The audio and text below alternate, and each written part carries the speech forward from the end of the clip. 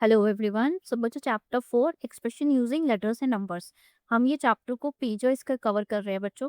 Page wise cover कर रहे हैं और इन नोट्स में आपका कुछ भी नहीं छूटेगा। इस वीडियो में आपको एग्जाम्पल 10 और आपको मिल जाएगा आपका एग्जाम्पल 11। ठीक है, ये दोनों चीज़ें इस वीडियो में कवर होने वाली है। चलो स्टार्ट करते हैं। आप बेफिक्र होकर इस वीडियो से पढ़ सकते हो। मैंने आप इसमें नोट्स में कुछ भी नहीं लीव किया है, ठीक है ना। प्लेलिस्ट में जाकर के आप बाकी की वीडियोस को भी जरूर देखना और बाकी के चैप्टर्स को भी जरूर चेक करना, ठीक है। चलो स्टार्ट करते हैं। पहला क्वेश्चन जो है मेरे पास, ये एग्जाम्पल 10, इसमें क्या है कि मुझे बताना है कि are the expression 5u and 5 + u equal to each other. ठीक है, तो दो एक्सप्रेशन है मेरे पास, एक 5u है और एक क्या है 5 + u। अब ये दोनों इक्वल है या नहीं मुझे कैसे पता चलो। सबसे पहले तो देखो, अगर मैं इसको खोल के देखूँ तो ये क्या लिखा होगा बच्चों, 5 × u। ये 5 टाइम्स u है। और ये क्या है, ये मेरा 5 + u है, मतलब u में 5 को ऐड कर दिया और इसमें u से मल्टीप्लाई कर दिया है ना। तो मुझे कैसे पता चलेगी।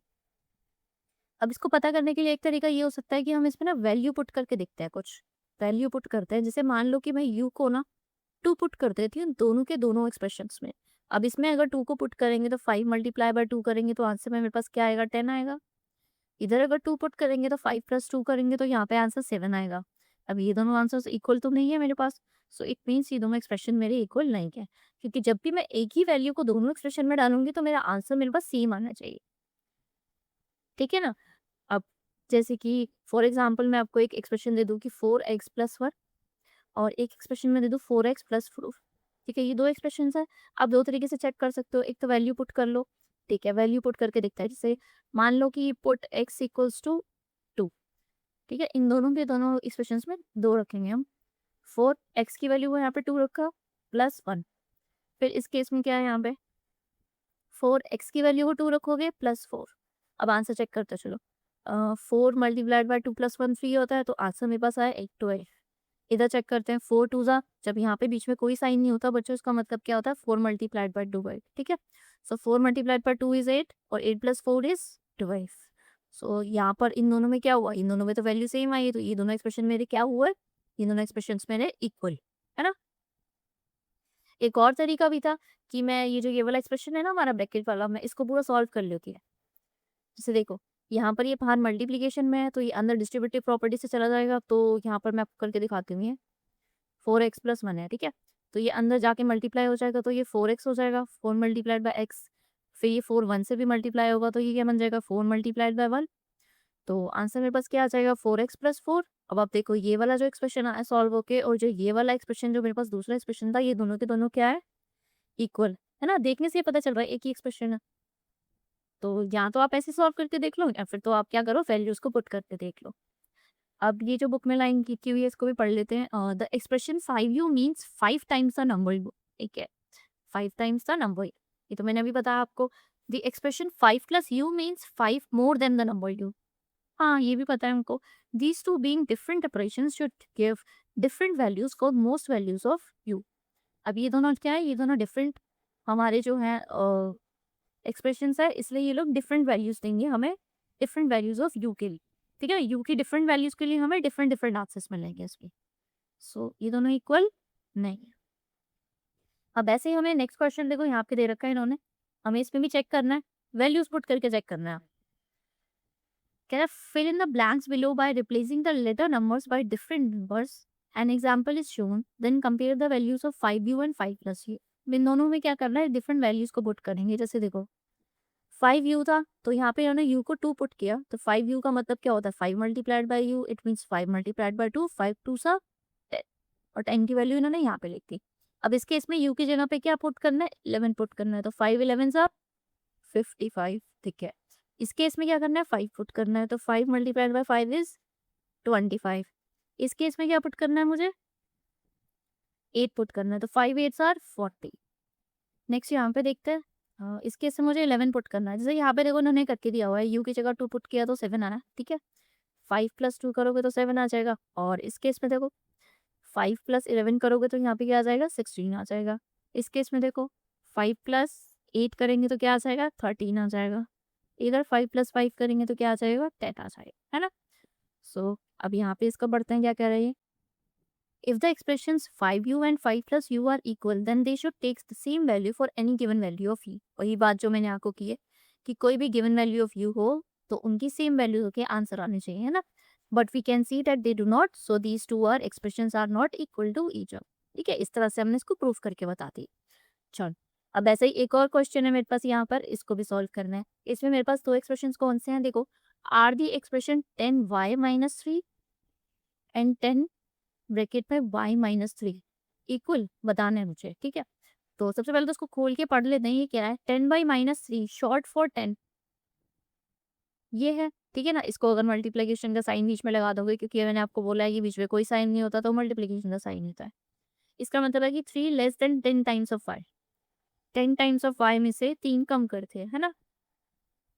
इसका मतलब क्या है, अगर इसको ओपन करेंगे तो इसका मतलब है कि 10 टाइम्स 3 लेस देन y, मतलब 3 y में से माइनस करना है, उसके बाद 10 मल्टीप्लाई करना है। दोनों का आंसर मतलब ये है ना। सो चलो अब इनको कंपेयर करते हैं। Let us compare the values that this expression take for different values of y। चलो अब इनको कंपेयर करके देखते हैं कि क्या होता है। अब ये तो पता चल गया कि ये दोनों इक्वल नहीं है, ठीक है ना। इक्वल नहीं है, इसको प्रूफ भी करना पड़ेगा, और प्रूफ करने के लिए क्या करना पड़ेगा, डिफरेंट y की वैल्यूज को लिख करके इसको दिखाना पड़ेगा मुझे। अब अगर y इक्वल्स टू 0 लूँगी मैं, तो यहाँ पे बच्चों क्या है, ये 10 मल्टीप्लाइड बाय y-3 है। तो y की जगह 0 लेंगे तो ये कुछ इस तरह से हो जाएगा, 10 इंटू में 0, सो 0-3, तो इक्वल्स टू आंसर क्या आ जाएगा, -3। चलो इधर क्या लेना, y2 इन्होंने सॉल्व कर दिया, इसको मैं सॉल्व करके दिखा दूंगा आपको एक बार ही। 10 मल्टीप्लाई बाय 2 -3, 10 2 20, 20 माइनस 3 क्या होता है, 70। ठीक है ना। चलो अब यहाँ पे y की वैल्यू 10 लेनी है, तो 10 मल्टीप्लाइड बाय 10 -3 करेंगे, तो ये 100-3 हो जाएगा। आंसर क्या आ जाएगा, 97 आंसर आ जाएगा। अब इधर देखो y की वैल्यू मुझे क्या करनी है, 7 लेनी है, तो 10 मल्टीप्लाई बाय 7 -3, ये हो जाएगा 70-3, तो आंसर में मेरे पास क्या आना चाहिए, 67 आना चाहिए। चलो अब यहाँ पे क्या है, y की वैल्यू 0 लेंगे, तो 10 मल्टीप्लाइड बाय y की वैल्यू 0 होगी, तो 0-3 हो जाएगा बच्चों। सो 10 मल्टीप्लाइड बाय यहाँ पे क्या आंसर आ जाएगा, -3 से मल्टीप्लाई करेंगे इसको, सो यहाँ पे आंसर हो जाएगा -30। सो यहाँ पे मेरे पास क्या आंसर आ गया, -30 आंसर। ठीक है ना। और देखो अब सब जगह पे आंसर डिफरेंट मिलेंगे तुम्हें, यहाँ पे -30 है, यहाँ -3 है, यहाँ -10 है, यहाँ पे 17 है। यहाँ पे y की वैल्यू जब 10 रखी थी तो इधर 97 आंसर आ रहा था। अब इधर देखते हैं क्या आएगा। अगर y की वैल्यू मैं 10 रखूंगी तो यहाँ पे आंसर आएगा मेरे पास 10 मल्टीप्लाई बाय 7, 70 आंसर आएगा, और इधर क्या आ रहा है, 97 आ रहा है। सो क्लियरली ये दोनों एक्सप्रेशंस क्या है, मेरे अलग है।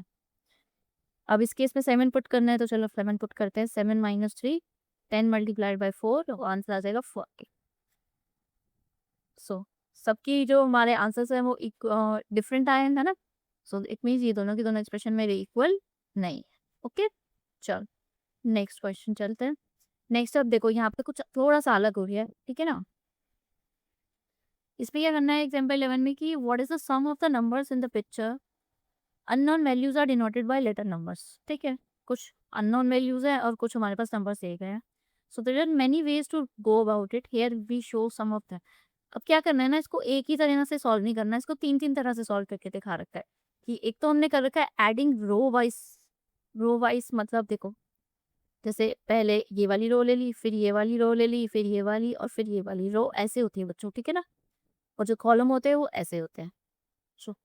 सो जब ऐसे करेंगे तो देखो 1 2 3 4, 4 3 है तो 4 टाइम्स 3, प्लस इस रो में क्या है, आर प्लस एस, इस रो में क्या है, आर प्लस एस, इस रो में क्या है, 4 टाइम्स आर।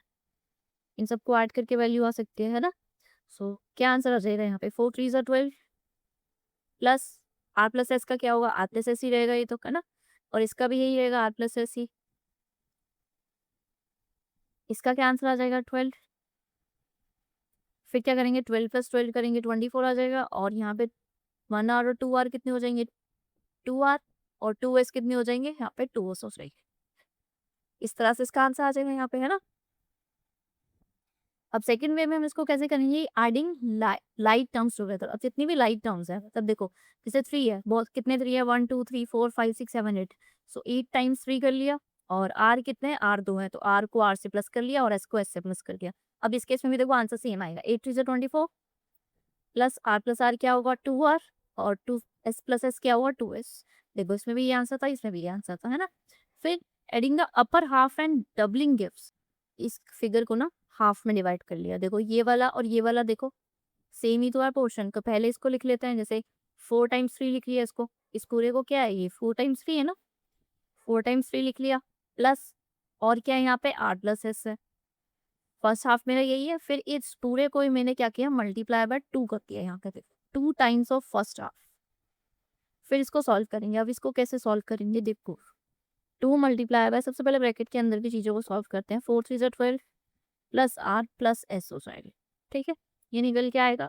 उसके बाद में क्या करोगे तुम, 2 multiply by 12 plus R plus S है ना, ये 2 हर मल्टीप्लीकेशन में है तो ये अंदर जाके मल्टीप्लाई होगा डिस्ट्रीब्यूटिव प्रॉपर्टी से, हर एक नंबर से मल्टीप्लाई का। तो 12 2 ज़ा 24 प्लस 2 आर ज़ा 2 आर और 2 एस ज़ा 2। सो इस तरह से देखो, इसके इसमें भी आंसर मेरे पास same. So the three expression might seem different, but we can simplify each one and see that they all are same. So इनके कहने का मतलब ये है कि कभी-कभी एक्सप्रेशंस क्या होते हैं ना, हमें देखने में तो अलग लगते हैं, बट जब हम उन्हें सिंप्लीफाई करते हैं तो आंसर में हमें सेम ही चीज़ मिलती है ना। जैसे अभी हमने पीछे सीखा था ना, ये वाले एग्जाम्पल में जो मैंने आपको करके दिखाया था कि ये दोनों एक्सप्रेशन में बट दिख तो अलग रहे थे, बट वो थे इक्वल।